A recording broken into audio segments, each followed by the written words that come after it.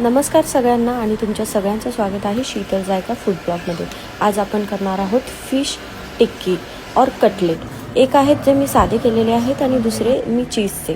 आता इथे जे मी सुरमई यूज केलेली आहे ती आपण पहिल्यांदा बॉईल करून त्याचे काटे काढून घेणार आहोत आणि त्याच्यानंतर मग थोडा एक पोटॅटो स्मॅश करून आणि बाकीचे vegetables as per your choice टाकून थोडेसे मसाले मिक्स करून आपण जे हे बॅटर आहे ते एकत्र करून घेणार आहोत। केल्यानंतर तुम्हाला जसा शेप हवा असेल तुमच्या टिक्कीचा तसा तुम्ही करू शकतात। आता हे जे चीजवाले आहेत त्याच्यासाठी मी आतमध्ये व्यवस्थित स्टफ करणार आहे चीज। आणि आता ही टिक्की मी कॉर्न स्लरीमध्ये टाकून नंतर ब्रेड क्रम्समध्ये कवर करून शॅलो फ्राय करत आहे। तुम्ही डीप फ्राय सुद्धा करू शकता। दोन्ही साईडनी व्यवस्थित मी फ्राय करून घेतलेली आहे आणि इथे तुमचे फिश कटलेट और टिक्की रेडी झालेली आहे।